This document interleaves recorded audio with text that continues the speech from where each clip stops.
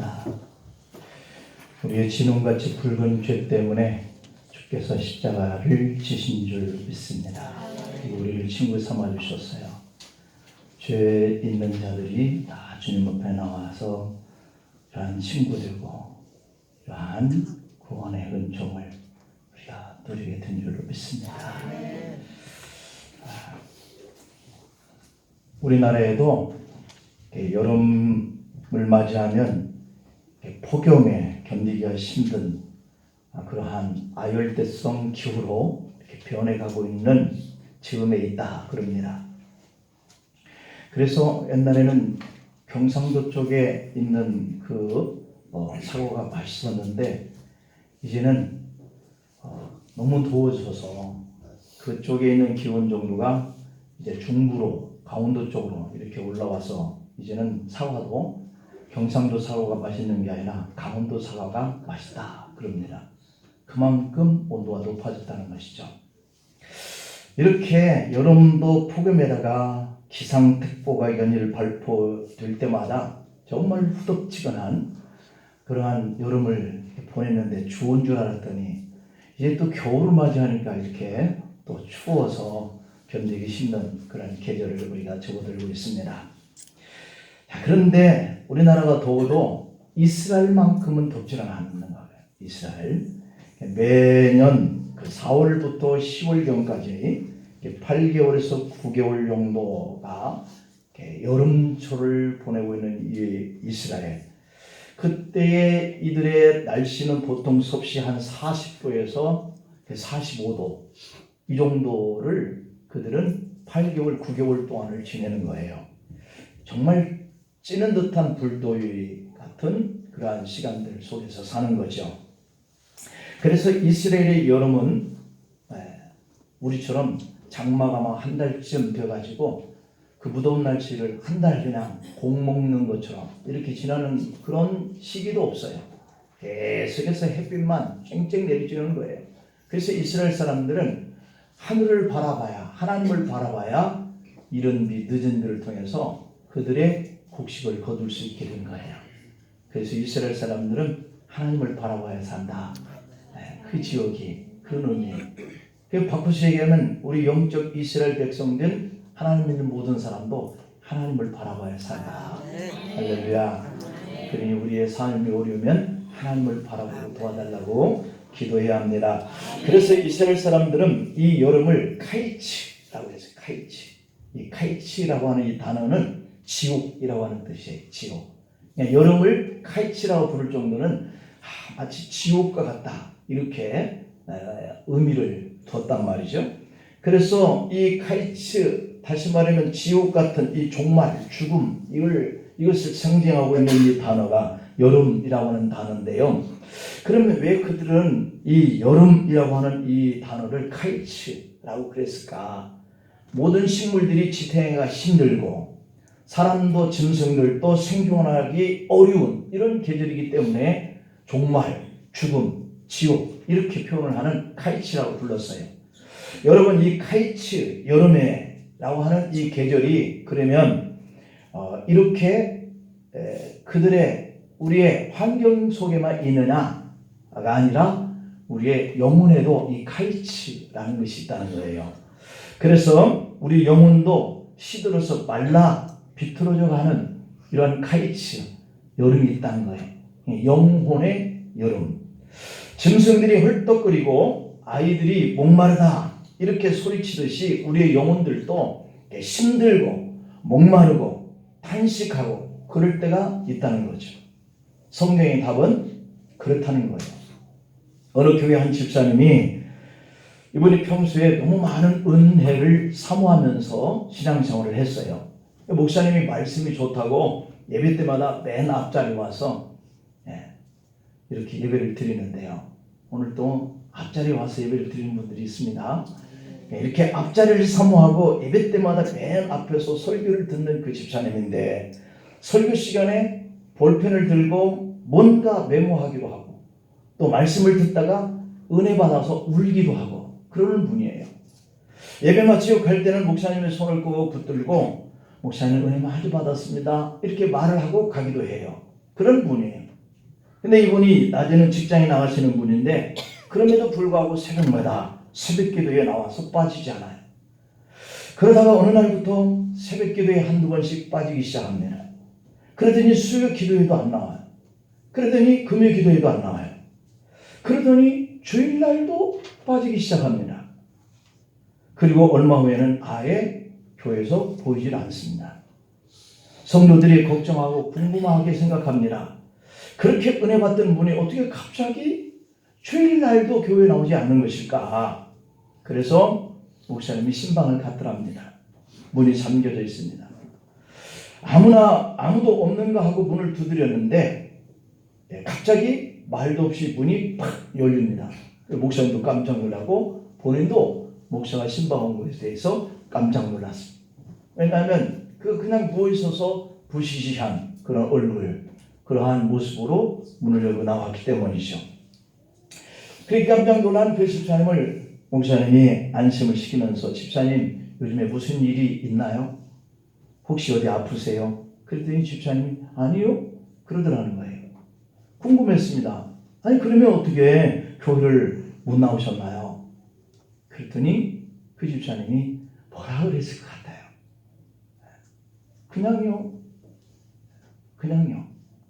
그냥 안 나가고 싶어서요.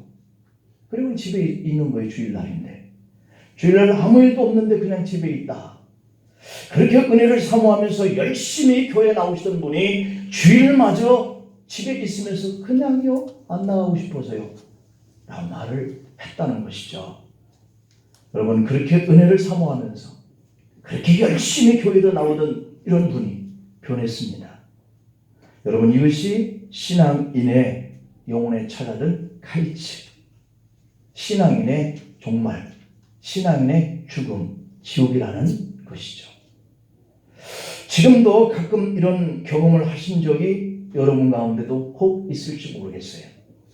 이것이 신앙의 영혼 속에 찾아든 카이츠인데 이 영혼의 여름을 우리는 신앙생활 하다가 문득 경험을 한다는 겁니다.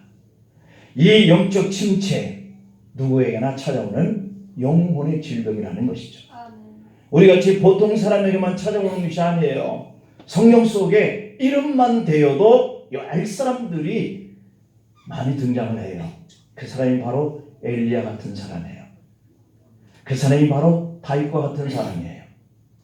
엘리야는 이스라엘 역사의 위대한 선지자잖아요. 다윗은 이스라엘 역사적인 신앙적 왕이었잖아요. 이들이 성경 속에서 많은 관심과 주목을 받는 인물임에도 불구하고 이들에게도 카이츠, 영혼의 카이츠가 있었다는 거죠. 다윗은 무려 2m 80cm 이상의 거부인 이 골리앗을 물맷돌 5개를 들고 나가서 쓰러뜨렸고요. 이유 없이 자기를 미워하고 죽이켜온 사울과 그 후손들을 조건 없이 용서한 신앙의 은혜를 많이 가지고 있는 사람이에요. 하나님도 사도행전 13장 22절 말씀에 보면 내가 이새의 아들 다윗을 만나니 내 마음이 합한 사람이다. 내 뜻을 다 이루게 하겠다라고 인정했던 인물이죠. 그랬던 다윗이 밧세바와 범죄에 빠집니다. 그의 남편 우리아를 전장터에 나아가 죽게 만듭니다. 그랬던 다윗이 이렇게 영적인 그러한 침체에 빠져들어요. 오늘 시편 32편은 바로 그때를 기억하면서 다윗이 탄식한 그런 고백의 시예요. 내가 입을 열지 아니할 때에 종일 신음함으로 내 뼈가 쇠하였도다. 주의 손이 나를 아예 주야로 그냥 짓누른다는 거예요. 주님이 주야로 나를 누르시오니 내 진액이 빠져서 나는 여름 가뭄에 마름같이 되었다. 이렇게 고백해요. 여러분 이때의 다윗의 형편이 어떠했을까 짐작이 가시나요? 얼마나 마음고생이 심했으면 주님의 손이 자기를 주야로 짓눌러 온다. 이렇게 경험을 했다라고 고백을 할까요? 얼마나 다윗의 영혼이 메말랐으면, 얼마나 다윗의 신앙의 고갈을 느꼈으면 여름 가뭄에 마른 땅 같았다고 고백을 했을까요? 병원에 가면 의사가 환자를 치료하기 전에 먼저 진찰을 합니다. 청진기를 대고 여기저기 찍어보면서 몸의 상태를 점검합니다. 의사는 그 청진기를 가지고 그 사람의 돌출된 부분을 찾는 거예요. 신자의 영적 상태를 살필 때도 가장 돌출된 부분이 있다는 것이죠. 이 돌출된 그 부분 때문에 그 사람의 신앙의 영적 상태가 사람들에게 노출됩니다. 성도들이 이렇게 자기 자신을 커버하고 감추려고 해도 그 사람들의 영혼 상태가 돌출되어 있는 부분 때문에 목사의 눈에 체크가 됩니다. 성도들 눈에 궁금하게 생각되어지게 됩니다. 그렇다면 그렇게 감추려고 노력을 해도 노출되게 되는 이러한 부분이 우리에게 어떤 부분이 있을까? 오늘 그것을 한번 체크해 봐요. 첫 번째, 예배와 기도 생활이에요. 내 영혼에 칼치가 오면 예배와 기도 생활에 돌출된다는 거예요. 예배와 기도, 이것은 우리 신앙인들의 기본이죠. 근데 이 기본이 엉망이 되는 거예요. 그러면 그 신앙의 영혼이 사람들 앞에 노출되는 거예요. 그래서 신자의 영적 생활에 건강하냐 건강하지 못하냐 이 여부를 측정하는 가장 외적인 증상이 바로 예배요 기도 생활이에요. 새벽기도, 저녁예배, 금요기도에 잘 나오던 분이 한두 번 빠지기 시작하면 영적 침체기가 시작되었다 증거거든요. 여러분 중에 만약에 그런 증세가 일어나면 나에게 영적인 돌출된 부분이 노출되기 시작하는구나, 이렇게 직감하면 돼요. 주일 예배를 그렇게 잘 참석하는 사람이 예배 참석에 게으르게 되고 습관적으로 늦게 오고 와서도 졸거나 눈을 감고 있으면 그분의 영적 생활에 침체가 온 거예요. 내 영적 생활에 문제가 생겼구나, 이걸 깨달아야 돼요. 그래서 눈을 감고 있으면 그분의 영적 생활이 침체되고 있다는 증거고, 내 영혼 속에 예배나 기도 생활에 소홀하게 되는 사람이다 라고 생각하면 돼요. 다시 말하면 영적 침체와 영적 회복의 증상이 우리 눈에 보여진다 라고 하는 거예요. 보여진다. 예배와 기도 생활이 바로 기본인데 이 기본이 깨트려지니까 사람들 눈에 띄어요. 목회자가 성도들의 예배 참석을 중요하게 보는 그 이유가 거기에 있거든요. 이분에게 영적 침체가 왔다 안 왔다, 이것을 출석 여부를 통해서 체크가 되어지는 거예요. 여러분 자신의 영적 상태는 안녕하신가요? 옆 사람하고 한번 인사하십시다. 영적 상태 안녕하신가요? 영적 상태 안녕하십니까? 안녕하십니까? 안녕하시대요?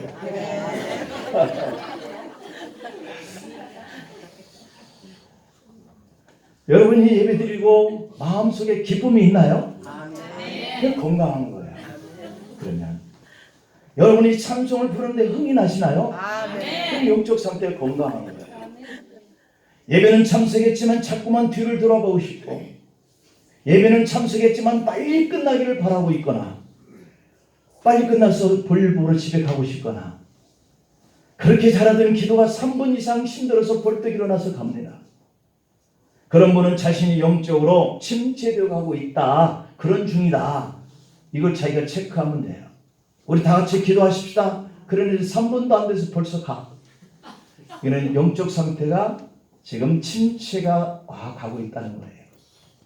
그렇게 열심히 했던 그런 기도 생활, 그렇게 찬송하며 기쁨이 있었던 그 생활, 예배 때에 빠지면 큰일 났다 생각했던 그 은혜의 시간들이 돌출되기 시작하는 거죠. 영적으로 침체된 사람의 얼굴은 속일 수가 없다 그러잖아요. 저도 기분이 언짢아지면 제 얼굴에 나타나요. 속일 수가 없더라고요. 제 마음이 지금 뭔가 상해서 밖으로 돌출되고 노출되고 있는 거죠. 어쩌다 한 번은 웃을 수 있고 어쩌다 한 번은 친절을 베풀 수 있습니다. 그러나 영적 침체에 빠진 사람의 얼굴은 언제나 웃음이 없고 얼굴 표정이 굳어가요. 자신의 얼굴은 정확히 그 사람의 마음 상태이거든요. 하루 종일 한 번도 웃지 않는 사람, 얼굴에 이상한 도끼가 저기감으로 굳어져 가고 있고 번뜩 끓여지고 사람을 보고도 반가워하지 않습니다. 어떻게 성도의 자리 옆에 앉았는데 반가워하지를 않아요. 왔어? 잘 지냈어? 왜 인사를 안 해줘요? 반갑지를 않아. 눈길을 주어도 눈길을 피해. 무표정한 얼굴과 삐딱한 자세로 걷는 사람은 지금 내가 일 얘기 직전이야, 조심해. 이 사인이야. 건들면 폭발해. 이 사인이란 말이야. 그러니까 그 사람 얼굴 딱 보고는요, 그냥 조심하는 게 좋습니다. 괜히 한마디 했다가는 얻어 터지거든요. 괜히 내가 잘못한 것도 없는데 나한테 그걸 폭발시켜버려요. 그러니까 상태에 따라서 이렇게 말도 해야 되고 접근도 해야 되고. 이 사람은 영적으로 지금 여름 칼치예요. 마른 땅이에요. 영혼의 가뭄의 문제는 자기만 중작을 거두는 것이 아니라 그렇게 옆에서 누가 무슨 말을 거들면 금방 확 자기의 마음속에 있는 화를 내버리는 거. 그래서 주변 사람들을 태워요. 불지르기 때문에 우리가 회복되기를 사모해야 할 줄 믿습니다. 그 다음에 두 번째 영적 침체가 오면 돌출될 부분이 언어입니다. 언어. 말. 사람의 말은요, 정확하게 그 사람 마음 상태를 대변해 주거든요. 마음이 여유가 없으니까 좋은 말이 안 나와요. 마음에 물기가 없으니까 언제나 말이 신경질적이에요. 상대가 가장 아픈 곳이 무엇이라는 것을 평소에 알고 있다가 그 말로 그 사람의 마음을 휘집어요. 가장 아픈 말로. 한 번은 예수님이 제자들과 함께 사마리아 지방을 지나가시는데 요한과 야고보가 갑자기 예수님께 소리칩니다. 주여, 우리가 불을 명하여 하늘로 쫓아내려 저희를 멸하기를 원하십니까? 사람 죽이는 거를 이렇게 명령해달라는 거죠. 요한과 야고보가 사마리아인이 예수님을 영접지 않으니까 화가 나는 거예요. 그러니까 저들을 불이 내려서 지금 다 멸해버리기를 원합니다. 이런 거거든요. 그러나 예수님은 그의 말에 동의하지 않습니다. 물론 교회를 하다가 보면 분노할 환경도 많아요. 그러나 기억할 것은 적개심의 분노는 안 돼요. 의분은 그래도 어쩌다가 그것도 하면 안 되겠지만 의분이어야 하죠. 왜 기도 생활을 안 해? 왜 예배에 빠져? 이게 의분이죠. 왜 이렇게 예배 때마다 졸아? 의분이에요. 이것은 우리가 해야 하는데 그것도 조심해야 돼. 왜냐하면 그것 때문에 상처를 받아. 그것 때문에 시험이 들어. 여러분, 이렇게 언어라고 하는 것은 그 사람이 가지고 있는 마음의 표현이거든요. 야고보 사도가 야고보서 3장 5절로 6절에서 이렇게 말합니다. 이와 같이 작은 혀도 지초로 돼. 큰 것을 자랑하도다. 보라, 어떻게 작은 불이 어떻게 많은 나무를 태우는가. 혀는 곧 불이요 라고 했어요. 사람의 마음에 불이 붙으면 불 같은 말이 나오고 그 사람의 마음에 가시가 있으면 가시 같은 언어가 나옵니다. 나도 모르게 입에서 비판적인 말, 상처 주는 말, 분노의 말이 나오면 여러분 깜짝깜짝 놀라시기를 바랍니다. 왜요? 내가 지금 영적으로 침체가 왔다는 증거입니다. 이 두 가지. 그 다음에 세 번째, 우리 대인관계, 사람관계예요. 이것이 뒤틀어지는 거예요. 내가 영적으로 침체가 오면 사람 관계가 깨져요.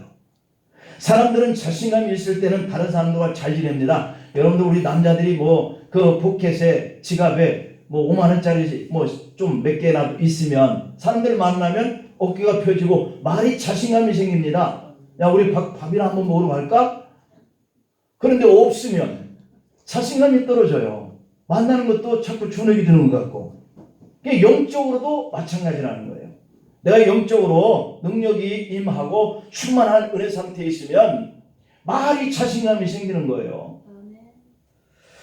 그러나 말라버린 이 나무가지를 우리가 연상하듯이 나무도 물기가 있으면 가지를 뽑고요. 서로 다른 나무들과 어우러져요. 그런데 나무가 물기가 빠지면 혼자 위축되고 오그라들고 죽어요. 어우러질 줄을 몰라요. 나무도 물기가 빠지면 어우러지질 않는데요. 평소에 영적으로 건강한 사람들은 다른 사람들을 만나는 것이 즐겁고 행복해. 그러나 영적으로 침체가 오면요, 사람 만나는 것이 귀찮습니다. 사람 신방 오는 것도 그렇잖아요. 문도 안 열어줘요. 영적으로 침체가 왔다는 증거거든요. 근데 왜 자기만 모를까? 우리는 이제 아시기를 바랍니다. 내가 사람들과 대인관계가 자꾸 기피 현상이 일어나면 내가 영적으로 지금 병이 들어가는구나, 이 생각을 느껴야 돼요. 영혼이 말라 있으니까 마음이 불안하고요, 기쁨이 없으니까 다른 사람들 앞에 나서기가 겁나는 거거든요. 자기 안에 물기가 없기 때문에 스스로 마음의 문을 닫아버려요.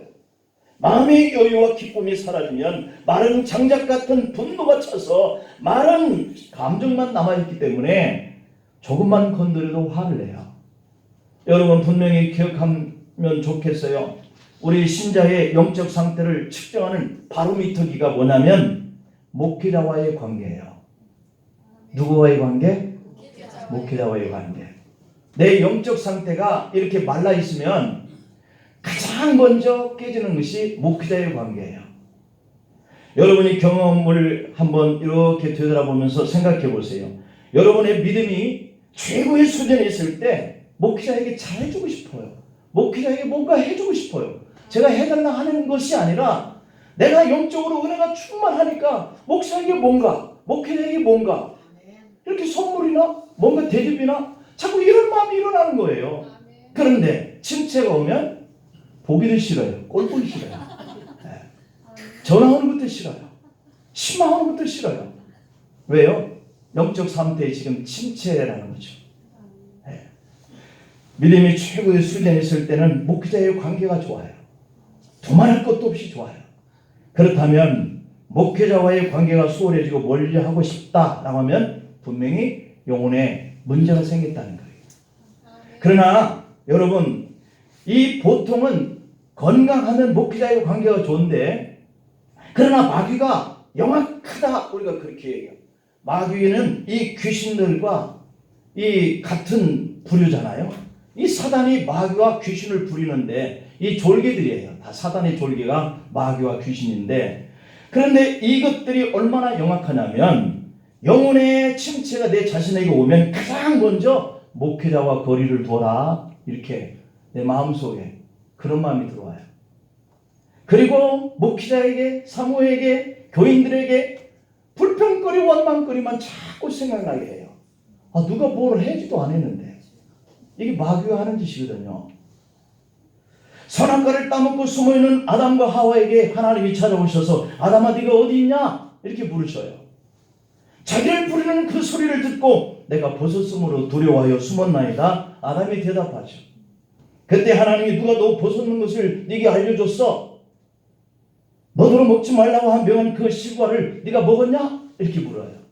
그때 아담이 하나님이 주셔서 누구에게 핑계를 대요? 하나님. 하나님과의 관계가 깨져요. 영혼의 침체가 오면 하나님과의 관계가 깨지든지 내 신앙의 영혼이 병들어가기 시작하면 목회자와의 관계가 깨져요. 그리고 교인들과의 관계가 깨져. 그리고 가족과의 관계, 인간관계가 깨진다는 말이죠. 여러분, 그 영적 침체가 하나님도, 그리고 하와를 핑계대고 하와는 뱀을 핑계대고 관계성이 깨뜨려져요. 내가 신앙적으로 영적으로 건강하고 충만할 때는 목회자의 단점까지도 이뻐 보인다니까요. 이뻐 보여주세요. 제가 참 못났고 부족하고 그러거든요. 여러분들이 이뻐 봐주면 또 그렇게 봐줘서 오늘까지 이렇게 서 있는 것이라고 생각이 듭니다. 근데 영적으로 병들고 마음의 감성이 메말라 가기 시작하면 그 대상이 설사 예수님이라 할지라도 바울이라 할지라도 그게 부정적으로 보여요. 예수님을 얼마나 참남하다고 많은 사람들이 그렇게 내몰았어요. 그리고 우리 찬양대에서 그 짐을 지고 죽으신 그 십자가에 우리 주님이 달려서 죽으시도록 내모은 거죠. 그러므로 신앙의 관심은 목회자와 남이 아니라 내 문제구나. 우리 다 같이 따라서 한번 해봅시다. 내 문제구나. 네. 내 영혼이 지금 병들고 침체, 한치가 왔기 때문이지 목사가 아니고 장로가 아니고 권사가 아니고 교우들이 아니고 내 남편이 아니에요. 내 자식이 아니에요. 내 문제예요. 내가 마음에 기쁨이 조금만 할 때는요, 자식들이요 잘못된 짓을 하고 돌아와도 그래 다음부터 조심해 이러지. 내 마음이 지금 완전히 메말라 있어요. 그런데 애들이 뭐 점수를 90점 받고 왔어도 그 점수야 그러면서 확 빼기치는 게 그게 우리 마음이잖아요. 이게 누구의 문제예요? 내 문제예요. 내 문제. 내 자신의 영혼의 영적 문제라는 것이죠. 내 안에 성령의 생기가 마르지 않으면 살고 마르면 죽는 거예요. 어떻게 해야 그러면 성령의 생기가 마르지 않을까? 너무도 당연하게도 하나님의 말씀을 듣고 봐야 해요. 그것을 되새김질을 잘 해야 돼요. 그리고요 먹고 잘 쉬어야 돼요. 엘리야가 영적 침체가 왔어요. 하나님 나밖에 남지 않았어요. 왜 하나님 믿는 사람들 다 죽여요? 나도 죽여주세요. 그렇게 하고 나갔죠. 그래서 그는 피곤해서 계속 자요. 하나님이 깨워요. 그리고 까마귀를 통하여서 그에게 먹을 걸 갖다 줘요. 또 먹고 또 자요. 또 먹을 걸 주기 위해서 깨워요. 또 먹고 자요. 또 먹고 자요. 3일을 그렇게 먹고 자고 한 다음에 힘을 얻어서 사명을 받고 나간 줄 믿습니다. 그러니 여러분 신경질을 하고 내 영혼이 침체가 오면요 먹고 쉬어야 돼요. 먹고 쉬어야 돼요. 이게 농담이 아니에요. 먹고 쉬는 거 이게 정말 중요한 일입니다. 너무 일이 많고 피곤하고 지치면요 자요. 그래야지 또 먹어야 되죠. 그래야 힘이 생겨요. 우리가 하나님의 말씀을 먹어야 영적인 세심도 일어나듯이 육도 잘 먹고 쉬어줘야 돼요. 늘 교회 와가지고 24시간 교회에서 오고 일주일 동안 계속 교회 와서 그렇게 한다고 우리가 영적으로 힘이 나는 게 아니에요. 먹기도 하고 잠도 자줘야 돼요. 여러분 다윗에게도 영적 침체가 왔잖아요. 그때 다윗 자신에게 시도 때도 없이 짓눌러 오던 영적 이 메마름의 고통이 어디서 오는지 생각해 봤어요. 자기가. 그랬더니 자신을 여름 가뭄처럼 가물게 하고 영적 가뭄의 원인이 된 이유가 뭔가 돌이켜봤더니 자신과 정직히 하나님과의 관계를 생각해 봤어요. 그랬더니 밧세바와의 죄 때문이었다라고 하는 것을 생각하고 오늘 이 32편 시편을 기록한 거거든요. 사무엘하 11장에 보면 어느 날 옥상을 거닐다가 우리아의 아내 밧세바가 목욕하는 걸 봅니다. 다윗은 그를 데려다가 범죄하고 돌려보냈습니다. 아무도 모르는 줄 알았어요. 그러나 문제는 밧세바에게 아기가 생겼다는 거예요. 아무도 모르게 한 그 죄가 커지기 시작한 거죠. 우연히 범죄한 죄, 아무도 모르게 그냥 지나가면 그만 줄 알았던 그 죄, 밧세바가 임신을 통해서 사람들에게 알려질 계기가 된 거예요. 다윗은 서둘러서 그 죄를 덮으려고 했습니다. 전쟁 중에 나가 있는 그의 남편인 우리아를 불러들였어요. 그리고 너 전쟁터에서 고생 많이 하지? 네 아내가 홀로 있는데 오늘 저녁에 네 아내와 함께 집에 들어가라. 그러나 충신 우리아는 전장에서 고생할 동료들을 생각하면서 나만 어떻게 평안히 아내와 함께 집에서 잠을 청할 수가 있습니까? 그리고 안 들어갑니다. 또 한 번 합니다. 또 안 들어갑니다. 안 되겠다. 말을 듣지 않으니 우리아를 최전방에 보내서 싸우다 죽게 해야 되겠다. 요압에게 편지를 써서 그의 손에 들려서 보냅니다. 그리고는 요압은 최전방에 우리아를 보내서 적군에서 죽게 만듭니다. 이때 다윗은 죄에 대해서 의인할 수가 없는 영혼의 침체기 이것을 맞이해요. 그러므로 우리는 그 누구도 영적 침체가 오지 않아. 나는 안 와. 라고 장담을 할 수가 없는 거예요. 그렇다면 왜 우리에게 영적 침체가 오는 걸까요? 너무도 간단합니다. 인간의 죄성 때문이에요. 또 하나는 일이 잘 되거나 너무 안 될 때예요. 환경이 열악해서 영적 침체에 빠졌다. 다른 사람은 핍박과 미움 때문에 영적 침체에 빠졌다. 너무도 분주하고 바빠서 스트레스 때문에 나도 모르게 영적 침체에 빠졌다 라고 말할 수는 있어요. 그러나 결국 그 모든 문제의 본질은 영적 문제예요. 내 영혼의 영적 침체의 이 문제가 곧 하나님의 관계가 멀어졌다는 거거든요. 엘리야는 죽도록 일했거든요. 그럼에도 불구하고 하나님을 믿는 자가 다 죽임을 당했다라고 생각을 자기 스스로가 해요. 나는 열심히 주의 일을 한 것밖에 없는데 하나님께서 내 주변에 좋게 해주는 것이 이렇게도 없을까 하는 생각을 하게 되면 하나님을 원망하기 시작해요. 왜요? 그의 열심이. 그가 너무 열심히 했기 때문에. 그 열심 때문에 자기 스스로가 이렇게 왜 이렇게 어려움을 방치하게 두셔? 하나님을 원망하면서 영적 침체에 빠져들어요. 너무 잘 때도 너무 자만해서 영적 침체에 빠져서 엉뚱한 다윗처럼 그런 일을 벌이거나 너무도 열심히 일을 했는데도 불구하고 하나님이 자기와 함께 해주시지 않는 것 같은 그러한 엘리야의 영적 침체. 왜 이토록 하나님은 방관자가 되셔서 주님의 일을 하는 사람들을 다 죽이기까지 도와주시지 않는 거냐? 이렇게 생각하는 마음이 영적 침체를 가져왔어요. 그러나 하나님은 뭐라 그래요? 아니야. 너만 남은 게 아니야. 숨겨둔 자 몇 명을 뒀대요?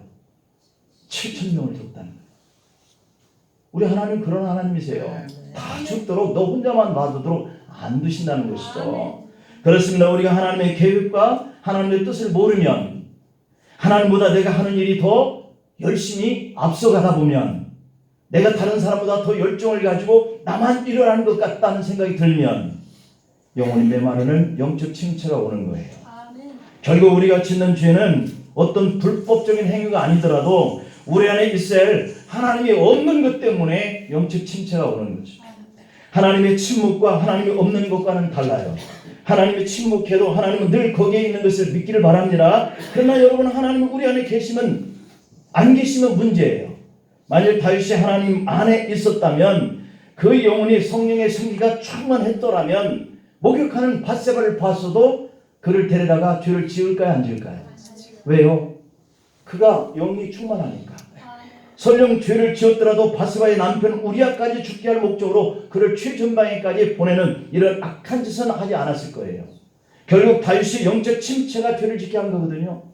그렇다면 죄는 우리 안에 하나님이 없을 때 일어나는 결과예요. 다윗은 고통스러운 자신의 영적 침체를 깨달았을 때 시편 51편 3절 4절에서 절규를 합니다. 물론 나는 내 죄과를 아오니 내 죄가 항상 내 앞에 있나이다. 내가 주께만 범죄하여 주의 목전에 악을 행하여 싸우니 이렇게 탄식해요.